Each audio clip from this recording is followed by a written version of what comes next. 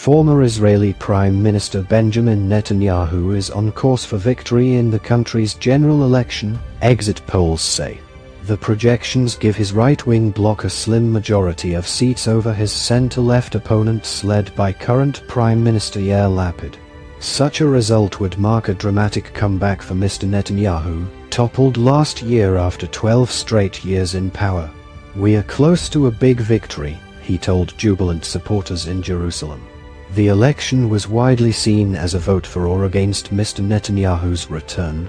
The exit polls suggest Mr. Netanyahu's bloc will command 61 or 62 seats in the 120-seat Knesset parliament. Initial results are expected in the coming hours. Mr. Netanyahu, accompanied by his wife Sarah, appeared at his Likud party's election night venue at 3 o'clock, 1 o'clock GMT, to thunderous applause. "We have won a huge vote of confidence from the people of Israel," he told his cheering supporters. Since the exit polls were announced hours earlier when voting ended, the room had been a scene of celebration as people jumped up and down, waved flags and chanted Netanyahu's nickname, Bibi.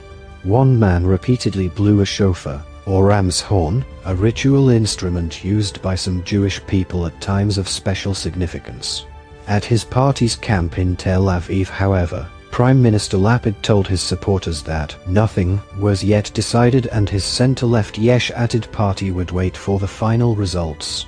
Mr. Netanyahu, 73, is one of Israel's most controversial political figures, loathed by many on the center and left but adored by Likud's grassroots supporters. He is a firm supporter of Israel's settlement building in the West Bank, occupied since the 1967 Middle East War. Settlements there are considered illegal under international law, though Israel disputes this. He opposes the creation of a Palestinian state in the West Bank and Gaza Strip as a solution to the Israel-Palestinian conflict, a formula supported by most of the international community, including the Biden administration in the US. Mr. Netanyahu is also currently on trial for alleged bribery, fraud and breach of trust charges he fiercely denies. His possible partners in a Likud-led coalition government have said they would reform the law, in a move which would bring a halt to his trial. According to the exit polls, Likud stands to be the biggest party, with 30 to 31 seats, commanding a majority with the support of nationalist and religious parties.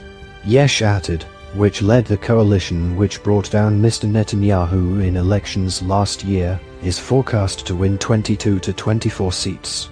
Likud's ultra-nationalist ally Religious Zionism appears to have won 14 seats, which would make it the third largest party. Its leaders have gained notoriety for using anti-Arab rhetoric and advocating the deportation of disloyal politicians or civilians.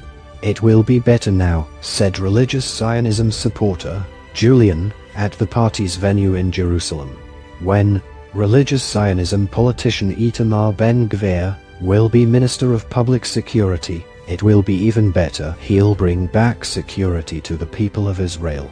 That's very important. However, political scientist Gail Talshir, from the Hebrew University of Jerusalem, warned that if the exit polls reflect the real results, Israel is on its way to become Orban's Hungary, recently branded an electoral autocracy by the EU.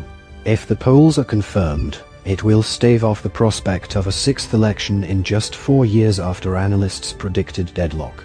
It would mark a remarkable turnaround for Mr. Netanyahu, whose political future was widely written off after Mr. Lapid formed an unlikely alliance of ideologically diverse parties to take power in June 2021, with the uniting aim of making it impossible for Mr. Netanyahu to form a government.